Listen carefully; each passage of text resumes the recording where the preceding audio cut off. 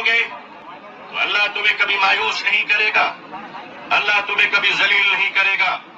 ऐ रोजेदारों के अजीम मजमे है मुसलमानों, आप आज ये बता दीजिए कि जिस तरह इफ्तार में वक्त से पहले आप गिलास शरबत की पिया नहीं करते, उसी तरह मजमे आम में भी अपने डिसिप्लिन को कभी तोड़ा नहीं करते। अस्सलाम वालेकुम रहमतुल्लाहि व बरकातहू। दोस्तों अजीज साथियों, कैसे हो? उम्मीद है सब खैर और आफियत से होंगे। दोस्तों आज है 17 मार्च 2025। जी हाँ दोस्तों, दिल्ली के अंदर जंतर मंतर पार्क में तमाम मुसलमान जमा हो चुके हैं। जी हाँ दोस्तों, मुसलमान क्यों जमा हुए दोस्तों? वो बिल को लेकर काफी दिनों से बहस चल रही थी, काफी दिनों से चर्चा चल रही थी। दोस्तों तमाम मुसलमान लीडर वहां पर जमा हो चुके हैं, बड़े बड़े उलमा भी वहां पर मौजूद हैं। जी हाँ दोस्तों, ऐसे ऐसे उलमा भी मौजूद है, ऐसे ऐसे लीडर भी मौजूद हैं जो दोस्तों कभी भी एक दूसरे से मुलाकात नहीं करते थे, जो कभी भी एक दूसरे से बोलते नहीं थे, लेकिन तमाम मुसलमान एक होकर दोस्तों वहां पर आवाज उठा रहे हैं। दोस्तों मैं आपको सबका एक एक करके वीडियो दिखाने वाला हूं। दोस्तों आप उनका वीडियो देखना और कमेंट बॉक्स में आपकी क्या राय है वो हमें जरूर बताना। इससे पहले अगर आप हमारे चैनल पर नया है, चैनल को प्लीज सब्सक्राइब करना, वीडियो को लाइक करना, कमेंट में आपकी क्या राय है हमें जरूर बताना। चलिए दोस्तों वीडियो में आपको दिखा देता हूँ जो दिल्ली के अंदर जो जंतर मंतर पार्क है उसके अंदर जो मुसलमान जमा हुए हैं, हक के लिए आवाज उठा रहे हैं, वो बिल को लेकर आवाज उठा रहे हैं, वो वीडियो मैं आपको दिखाने वाला हूँ। चलिए दोस्तों आज का वीडियो हम शुरू करते हैं। All India Muslim personal law board हम करीब ऐलान करेगा। अगर गवर्नमेंट ने जोर जबरदस्ती से इस कानून को पास कराया तो हम इसी अंदाज की तहरीक पूरे मुल्क में चलाएंगे। इस मुल्क के कोने कोने में, गली कूचे में हुकूमत के खिलाफ एजुकेशन होगा और सब लोग मिलकर इस लड़ाई को लड़ेंगे। मैं उम्मीद करता हूं कि इस लड़ाई में आप सब all India Muslim personal law board का साथ देंगे आप सब हजरात। अपनी पार्टी की तरफ से और सारे हिंदुस्तान की उन दबी कुचली तमाम आवाजों की तरफ से जिन्हें आरएसएस ने सैकड़ों साल से जिनको दबाकर कुचल कर रखा है और अब वो संविधान को कुचलना चाहते हैं, बिल्डोज करना चाहते हैं। समाजवादी पार्टी ने, माननीय अखिलेश यादव जी ने पहले दिन ही जब ये बिल लाया गया था साफ साफ कह दिया था कि ये कॉन्स्टिट्यूशन संविधान पर सबसे बड़ा होने वाला आजादी के बाद हमला है, हम इसको कभी बर्दाश्त नहीं कर सकते। दलितों के ऊपर जो अत्याचार हो रहा है, आदिवासियों के हुकूक जो खत्म हो रहे हैं और सिखों के मामलात में जो दखल अंदाजी हो रही है, ये क्या तमाशा रखा है? आप समझते हैं हम कब तक बर्दाश्त करेंगे? देश की जनता के लोग, देश की जनता के मूड को पहचानिए। सारा ईवीएम से नहीं चलेगा, मुल्क संविधान से चलेगा। अगर कोई इस गलत फहमी में है तो उसको गलत फहमी दूर कर लेनी चाहिए। 24 के पैगाम ने, इंतखाब ने पैगाम दिया। मुसलमानों के साथ मैं अपनी बात खत्म कर रहा हूं। जिस तरह से मजाक किया जा रहा है कि उनके मजहबी मामलात में दखल अंदाजी की जा रही है, ये बीजेपी वो पार्टी है जो एक मुसलमान को सारे मुल्क में एक सीट लोकसभा की नहीं दे सकती। वो वक्त की रक्षा क्या करेगी, हिफाजत क्या करेगी? ये वो लोग हैं कि जिनके मिनिस्टर के सामने लंदन की सड़कों पर देश का अपमान हो और इनके चेहरे पर कोई रंगत इनकी बदले ना, कोई उस पर स्टेटमेंट ना आए। ये कौन लोग हैं? देश की जमीन अरुणाचल और हिमाचल में खिसक रही है जमीन, उसके ऊपर सरकार ने आके बदली है। ये सिर्फ हिंदू मुस्लिम इशू को उठाकर लड़ाकर अपनी सरकार को मजबूत करना चाहते हैं। मैं अपनी बात को खत्म कर रहा हूं इस पैगाम के साथ कि ये लड़ाई लंबी है।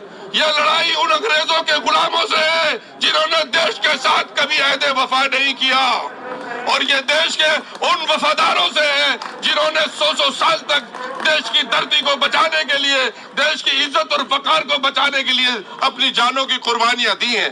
लेकिन मैं एक मशकूर भी हूँ, मोदी सरकार और आरएसएस का मशकूर भी हूँ, शुक्रिया भी अदा करता हूँ कि उन्होंने देश की सोई हुई आवाम को जगाने का काम किया है। अब बात असल मुद्दों पर होगी, लड़ाई झगड़े की बात नहीं होगी। ये होली के अवसर पर बहुत लोगों ने चाहा लेकिन कामयाबी नहीं मिली, इसलिए कि हिंदू मुसलमान अब ये चाहते हैं कि इत्तेहाद के साथ मोहब्बत और भाईचारे के साथ मुद्दों पर देश की तरक्की के लिए बात होगी। अब नफरत की सियासत इस मुल्क में बंद होगी और इनकी साजिश बेनकाब हो गई। ये मैं दिल की गहराइयों से कह रहा हूं। इसीलिए मोदी जी से एक आग्रह है, मैं ज्यादा नहीं कहूंगा। अभी लोग कह रहे थे कि ये राजनीतिक प्रोटेस्ट है। मैंने कहा मंडल का भी प्रोटेस्ट था, कमंडल का भी प्रोटेस्ट था, बीना आंदोलन था, जाट आंदोलन था, गुजरात आंदोलन था, गुजर आंदोलन थे, आरक्षण आंदोलन हुए। सभी तरह के विचार और आजादी से जीने के लोगों के लिए जब हमारे ही देश में संविधान से ऊपर कोई व्यक्ति और कोई शासन हो जाए तो मरता क्या नहीं करता। हमारे पास मरने का जज्बा है। मैंने बार बार कहा है कि जहां रोशनी है वहां अंधकार नहीं है, और जहां अंधकार है वहां रोशनी नहीं है। जहां डर है वहां इस्लाम नहीं है, जहां इस्लाम है वहां डर नहीं। मैं बहुत बात नहीं कहूंगा क्योंकि फिर कोई कुछ हो बोल देगा मेरे बारे में, बोलेगा हम मुसलमान की भाषा अच्छी बात करते हैं और सच्चाई के साथ बोलते हैं, भीतर कुछ भी नहीं रहता। मुद्दों पर चाहे एसटी एससी का सवाल हो, मैं हमेशा कहता हूं मोदी जी को मुसलमान से नफरत नहीं है। अरब में जाके वो सिर झुकाते हैं, महबूबा साहब से वो मोहब्बत करते हैं, गल्फ कंट्री से वो भीख मांगते हैं और बांग्लादेश से माफी मांगते हैं, और हिंदुस्तान के मुसलमान से इतना मोहब्बत करते हैं कि वो अपनी सियासत को जिंदा रखते हैं। वो कुछ नहीं बिगाड़ सकते किसी का, या पप्पू यादव या कोई। एक चींटी भी एक छोटा सी जाति है, उसको भी कोई कुछ नहीं कर सकता। देखो मैंने बार बार कहा कि कोरोना आया, लोगों ने कहा साद साहब ने कोरोना ले आया, तो मैंने कहा औकात थी तो गिरफ्तार काहे नहीं कर लिया, आज तक क्यों गिरफ्तार नहीं हुए। इसीलिए आपके जो मुद्दे हैं, चाहे जितने मुद्दे होते हैं, एनआरसी हो, सीए हो, कुछ भी हो, एक जो मेरी समझ है सच्चाई के साथ मैं सदन में मजबूती के साथ सड़क से लेकर सदन तक उठाता हूं। आप बेफिक्र रहें, मेरी हैसियत जितनी है आपके अधिकार और आपकी खुशियों के लिए पप्पू यादव पहला शख्स होगा जो कुर्बानी देने के लिए तैयार होगा, उसमें कमी नहीं होगी। इन्हीं शब्दों के साथ पुनः रमजान की ढेर सारी शुभकामनाएं। तो मैं याद करूंगा, मैंने पहले दिन कह दिया था ये वक्फ बिल नहीं है बल्कि सांप का बिल है। ये वक्फ बिल नहीं है, सांप का बिल है। इसके अंदर जहर भरा हुआ है। ये सिर्फ और सिर्फ मुसलमानों को नुकसान पहुंचाने के लिए बिल बनाया गया है और सिर्फ तबाही और बर्बादी के लिए बिल बनाया गया है और कट्टरवादियों को खुश करने के लिए बिल बनाया गया है। और आप याद रखें, इनकी बड़ी गलत फहमी है, ये समझते हैं नफरत के जरिए से इलेक्शन जीतेंगे। हिंदुस्तान मोहब्बत की जमीन है, मोहब्बत की जमीन है। यहाँ अगर नफरत का बीज बोओगे तो बीज सड़ जाएगा। वो यहाँ मोहब्बत की खेती फलती है। लिहाजा आप मोहब्बत का पैगाम दीजिए, नफरत का पैगाम न दीजिए। बस जल्दी से 2 जुमले कहा गया, अभी कहा गया कि साहब वो जो है गरीबों की मदद होगी, गरीबों की मदद होगी। तो मैंने कहा कि 1000 टन सोना मंदिरों के अंदर रखा हुआ है। 1000 टन सोना। अगर गरीबों से मोहब्बत है तो ये कम सोना जो है ये गरीबों में बांट दो, तो सारे हिंदुस्तान के गरीब धनवान हो जाएंगे। सिर्फ हमारे वक्त से मोहब्बत है तुम्हें? अरे मंदिरों में देखो हजारों टन सोना, वहां चोरी हो रहा है। 400 किलो सोना चोरी हो गया। तुम्हें चोरी मंजूर है, गरीबों को देना मंजूर नहीं है। वो आखिरी जुमला करना चाहता हूँ। ये कहा गया कि फायदा होगा, इसमें एक्ट में ये है, एक्ट में कि गवर्नमेंट के पास जितनी भी जमीनें वक्फ की है वो गवर्नमेंट की हो जाएगी। इसका मतलब है कि चोर को चोरी का माल मिल जाएगा। ये कौन सा कानून है कि वो चुरा भी रहे हो और कह रहे चोरी का माल ही हमारा हो जाएगा? इससे बड़ा नुकसान और क्या हो सकता है? आप अपना धरना जारी रखिए, आप अपना आंदोलन जारी रखिए। और सही मिंदी व इत्माम मिन अल्लाह, कोशिश हमारा काम है, पता देना अल्लाह का काम है। इंशाअल्लाह फतह मिलेगी, कामयाबी मिलेगी। दुश्मन शिकस्त खाएगा, दुश्मन शिकस्त खाएगा इंशाअल्लाह। मोहम्मद जंतर मंतर से मुसलमानों को ममता बनर्जी का भी सपोर्ट मिल चुका है। जी हाँ दोस्तों, जंतर मंतर से मुसलमानों के साथ ममता बनर्जी के लीडर ने यह ऐलान किया है कि हम वक्त तरमीमी बिल 2024 के खिलाफ मुसलमानों के साथ खड़े हुए हैं। आप जरा खुद सुनिए।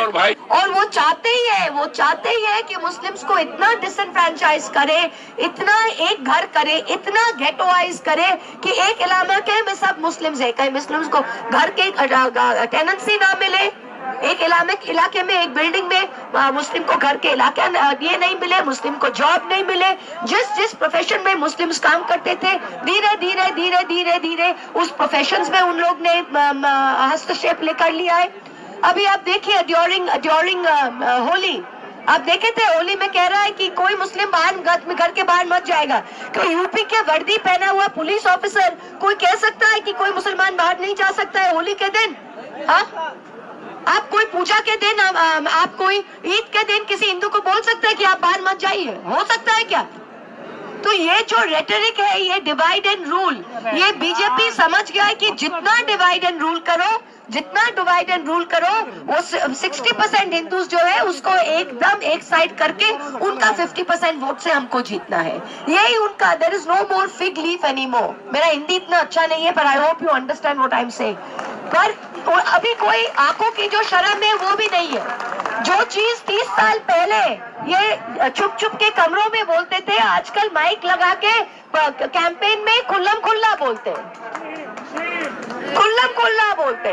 और क्या समझते हैं? और ये सिर्फ, मैं तो कहती हूँ, ये सिर्फ मुसलमान का ड्यूटी नहीं है कि इसके खिलाफ खड़े होने का।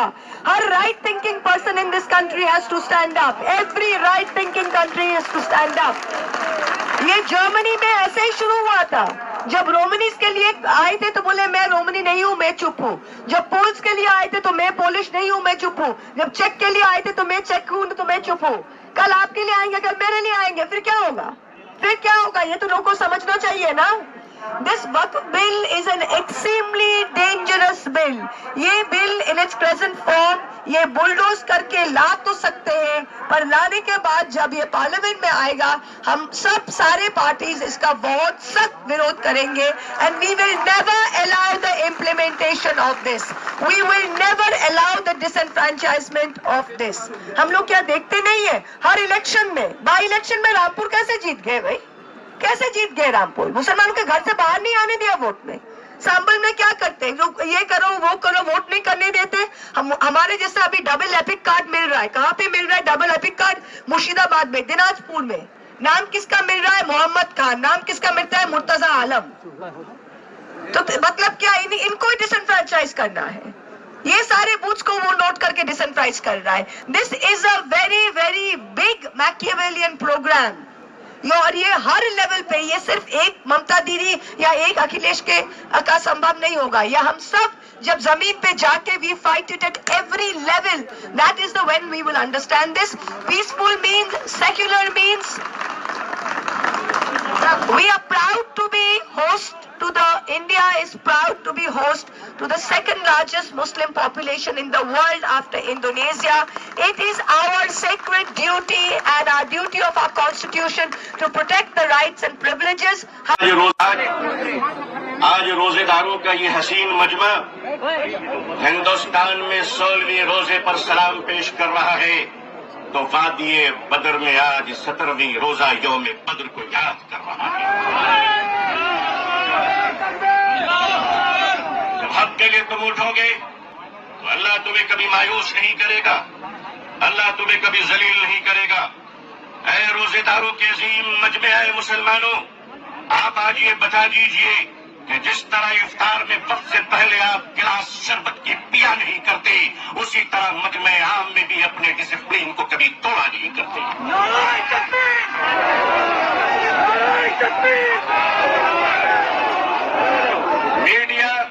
मीडिया का काम है आपसे पूछना, आपका काम है बिल्कुल खामोश रहना। आप एतकाफ की नियत कर लें इंशाअल्लाह। मैं अपने मीडिया के भाई बहनों को अच्छी तरह जानता हूं, इन्हीं के बीच तो बड़ा हुआ हूं। आखिर इन्हें हम नहीं जानेंगे तो क्या ट्रंप साहब जानेंगे? इनका और हमारा बड़ा गहरा रिश्ता है, लेकिन आपको ये बता देना चाहते हैं, हम यहाँ लड़ने या हुकूमत को धमकाने या किसी समुदाय विशेष को ललकारने के लिए नहीं आए हैं, बल्कि जंतर मंतर पर लोकतंत्र और संविधान में दिए गए अपने अधिकार के रक्षा के लिए आए हैं।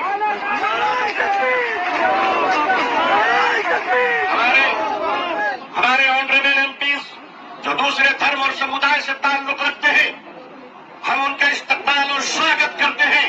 मैं उस देश का रहने वाला हूँ, मैं भारतीय हूँ और भारतीय समाज का हूँ। हमने वो परिवार देखे हैं कि जिस परिवार में पत्नी शाकाहारी है और पति मांसाहारी है। एक धर्म पत्नी अपने पति के लिए अंडा गोश्त मछली बनाने के बाद स्नान करती है और खुद सब्जी बनाकर खाती है।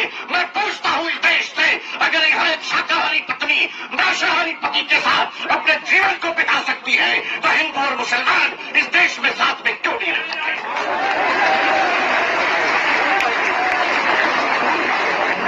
सिर्फ हमारे साथ इफ्तार अच्छा लगता है, सिर्फ हमारे साथ इफ्तार अच्छा लगता है।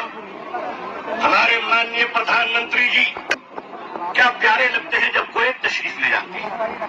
हम तो कहते हैं प्रैक्टिसिंग मुसलमान देखना है तो वो तस्वीर देख लो। अगर आपको प्रैक्टिसिंग मुसलमान देखना है, आपको अगर प्रैक्टिसिंग मुसलमान देखना है तो पॉलिटिकल पार्टी में इफ्तार देख लीजिए, कितने प्यारे प्यारे हसीन और जमील मुसलमान नजर आते हैं। लेकिन अजीजान मिल्लत, माननीय प्रधानमंत्री जी कहा करते हैं कि हमारे जमाने में जब हम बचपन में थे तो ईद के रोज हमारे घर में खाना नहीं बनता था, पड़ोसी मुसलमान खाना भेजता था। प्रधानमंत्री जी, मुसलमान आज भी जिंदा है, आप इजाजत दीजिए मोहब्बत से प्योर शाकाहारी खाना हम आज भी ईद में बेचने को तैयार हैं। मानिए, हमारे घर का चूल्हा बंद नहीं हुआ है, आपके दर की मोहब्बत का दरवाजा बंद हो गया है। All India Muslim personal board अपने बुजुर्गों की क़यादत में यहाँ आया है। हमने पढ़ा था कि शेखुल इस्लाम सर पे कफन लेकर जाया करते थे।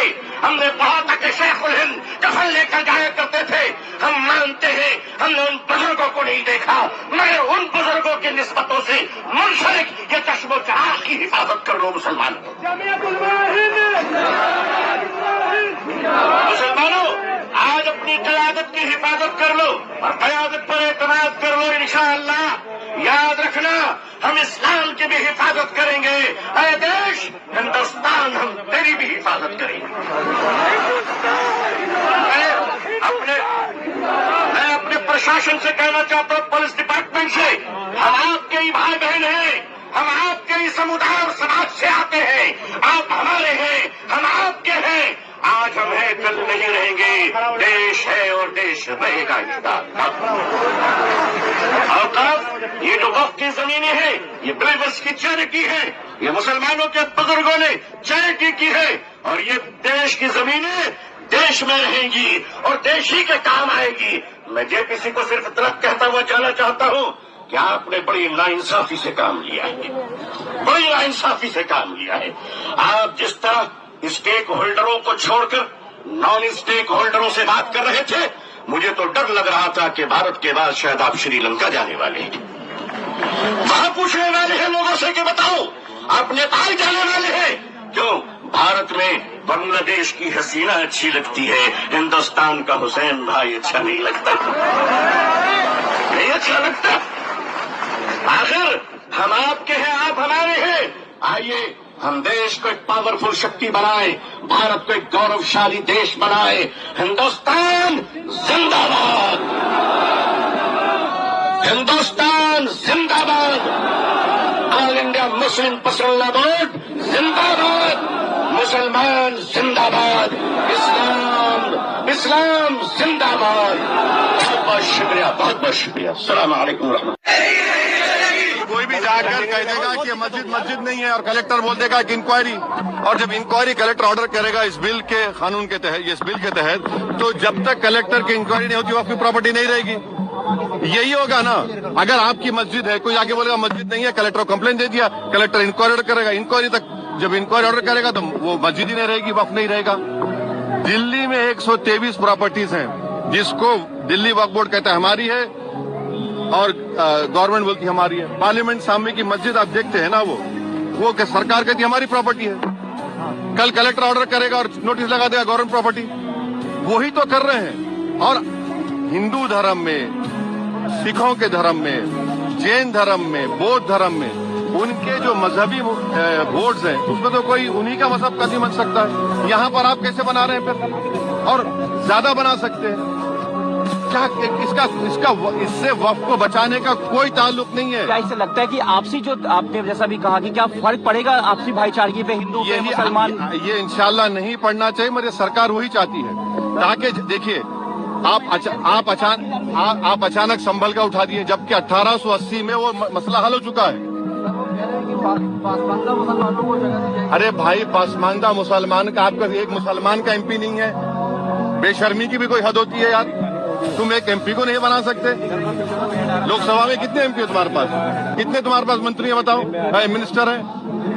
आप हमको ये बताइए कि कौन सा प्रोविजन जो वक्फ को फायदा पहुंचाएगा। सर ये मुहिम, सुनिए, आप कह रहे हैं कि ओरल गिफ्ट नहीं होगा, और फिर आप कानून ये कह रहा है कि अगर मैं वक्फ, ये बिल में ये कह रहे हैं कि आप ओरल गिफ्ट मस्जिद को नहीं कर सकते मगर ओरल गिफ्ट अपने औलाद कर सकते। ये कौन सा कानून है? ट्रांसफर ऑफ प्रॉपर्टी एक्ट तो एक्ट है ना, कैसा करेंगे आप ये? काट के हटा दो।